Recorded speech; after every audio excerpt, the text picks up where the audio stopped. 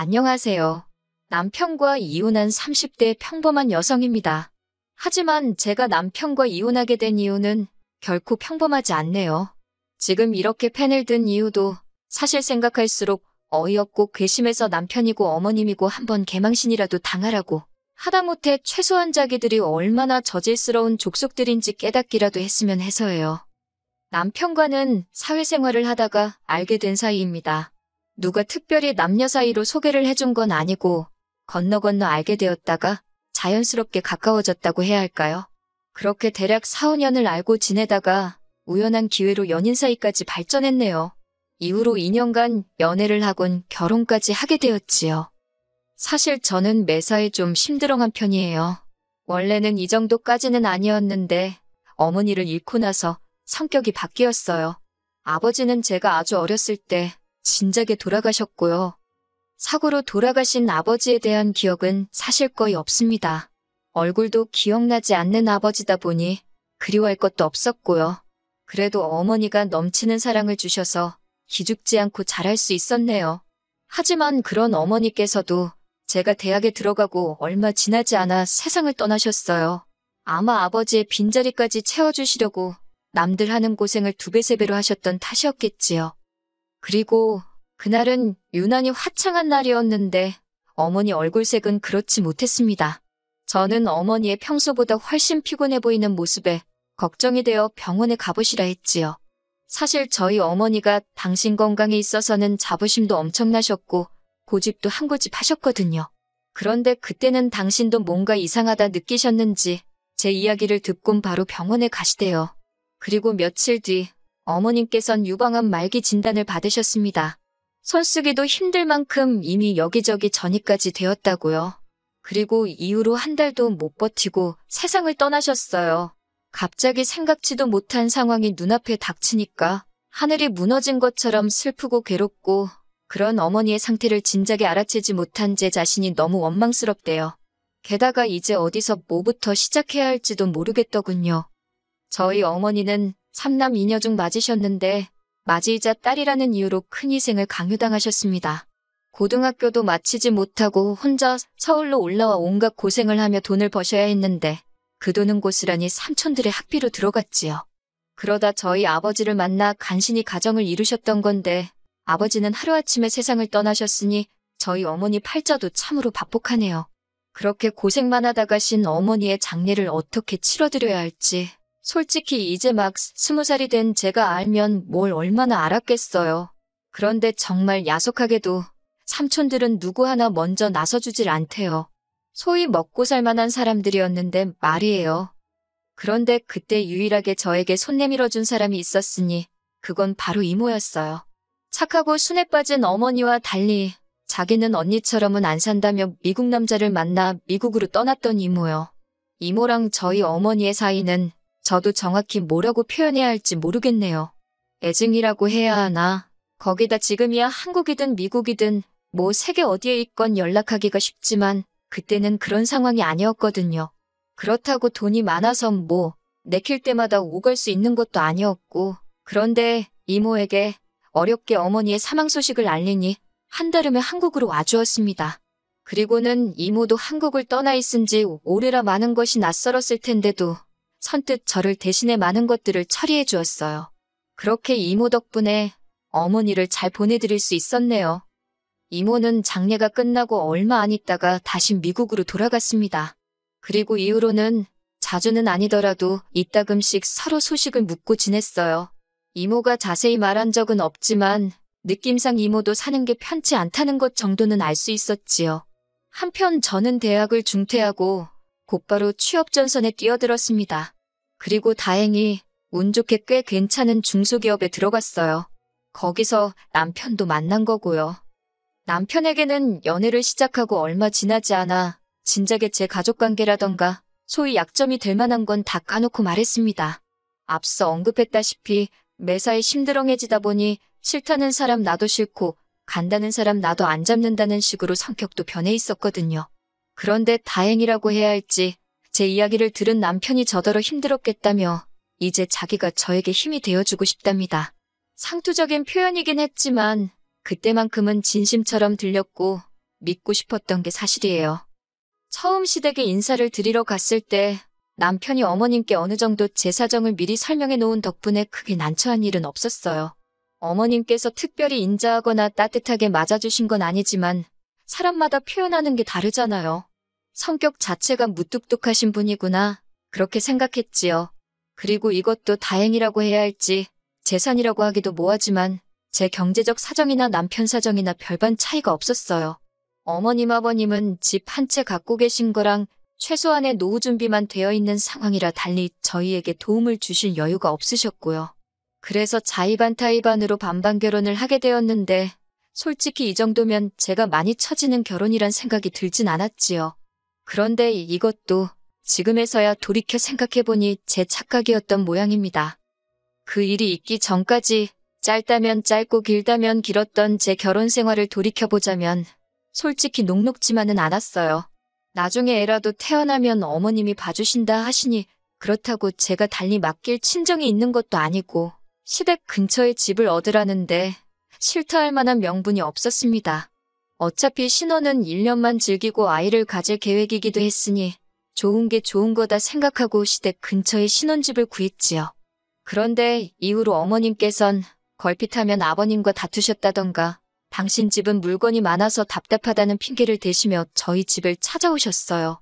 뿐만 아니라 걸핏하면 이거 필요하다 저기 가고 싶다 하시며 돈을 말 그대로 뜯어가시기 일쑤였습니다. 여러 가지로 스트레스를 받다 보니 임신은 당연히 되지 않았고요. 결국 견디다 못한 제가 남편에게 도움을 요청해보기도 했지만 별 소용은 없었지요. 한편 결혼식을 마지막으로 이모와는 한동안 만나지 못한 채 계속해서 연락만 주고받고 있었어요. 다만 이모가 신경 쓸까 걱정되기도 하고 잘 지내는 모습만 보여주고 싶어서 시댁 근처에 살면서 받는 스트레스라던가 남편의 무신경함 같은 이야기는 꺼내지 않았네요. 그러다 지난해 봄 이모의 건강이 매우 나빠졌다는 사실을 알게 되었습니다. 처음으로 이모 입에서 한국에서 좀 쉬고 싶다는 이야기가 나왔거든요. 돌아가신 친정어머니처럼 이모도 당신 건강에 관해서는 당당하시고 고집센 분이셨기에 이모의 쉬고 싶다는 말이 예사롭게 들리지 않대요. 그리고 불길한 예감은 빗나가지 않았습니다. 한국으로 들어온 이모의 건강 상태는 말도 못하게 악화되어 있었어요. 의사 말이 먹는 것도 꽤나 부실했던 것 같다며 간신히 영양실조만 면한 상태라나요. 저는 그런 이모를 저희 집으로 모셨습니다. 저를 좋게 봐준 상사 덕분에 대부분의 업무도 집에서 처리할 수 있게 되었고요. 그리고 어떻게 들릴지 모르겠지만 이 모든 결정을 내리는 데 있어서 남편과는 상의하지 않았습니다. 어차피 남편에게 이야기하면 어머님 귀에 들어갈 게 뻔했고 그렇다면 보나마나 좋은 소리는 못 들을 테니 일단 저질러 보자는 생각이었지요. 그리고 아니나 다를까 이모가 저희 집에 오기가 무섭게 어머님으로부터 불호령이 떨어졌어요. 어머님께선 저더러 이게 네 집이냐고 왜 네 마음대로 하느냐고 당신 아들이 헛수아비로 보이냐면서 당장 이모를 내보내라대요. 그 말을 듣는데 순간 울분이 치솟아서 그럼 뭐 저는 어머님 눈에 헛수아비라서 그렇게 시도 때도 없이 드나드신 건가요? 열받은 저도 지지 않고 반반 결혼했으니 저한테도 절반의 권한이 있다. 어머님은 언제 저한테 물어보시고 저희 집 드나드셨냐고 따졌습니다. 그때 처음으로 어머님께 할 말은 했던 것 같아요. 아픈 이모긴 했어도 내 가족이 와 있다 생각하니 솔직히 기가 좀 사른 것도 있었지요. 어머님도 처음 보는 제 모습에 당황하셨는지 화가 한풀 꺾인 눈치였네요. 그렇다고 뭐 구박을 그만두신 건 아닙니다. 이후로도 피동피동 살이 오른 제 남편을 앞에 보면서 제가 이모한테 신경 쓰느라 남편한테 소홀해서 얼굴이 반쪽이 됐다는 소리를 아무렇지 않게 하시는 분이셨거든요. 한편 그렇게 이모와 함께 산 지 석 달이 좀 지났을 때였어요.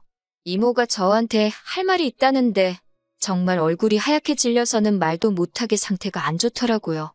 119에 연락을 하고 5분인지 10분인지 짧았지만 저에겐 연것 같던 시간을 기다리는데 이모가 저더러 혹시 당신이 잘못되면 당신 여행 가방에 노란 주머니가 있다고 꼭 저더러 그걸 챙기랍니다. 저는 그런 이모가 너무 야속해서 왜 그런 소리를 하느냐고 성질을 냈지요.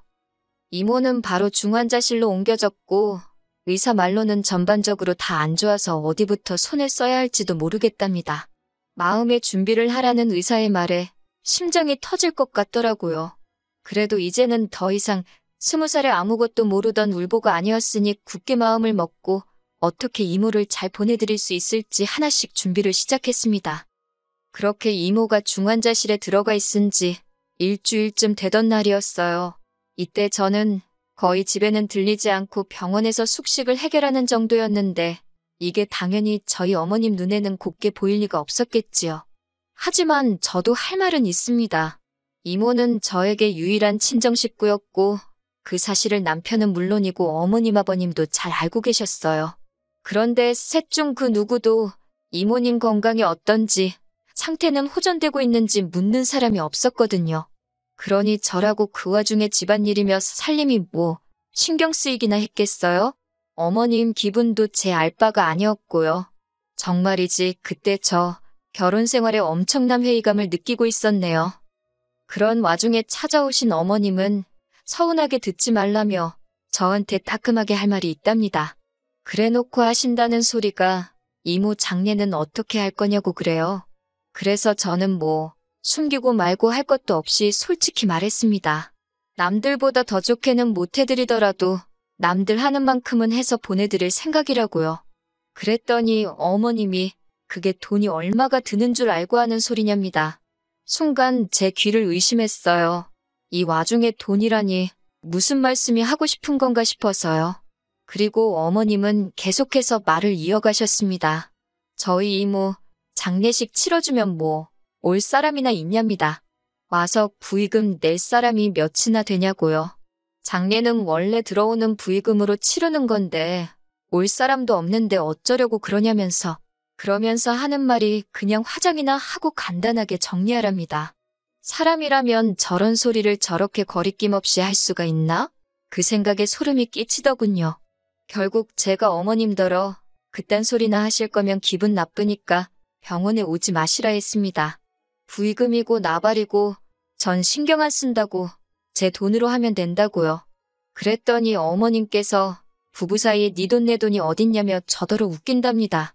제가 벌었어도 공동재산이니까 그렇게 마음대로 쓰면 안 된다나요.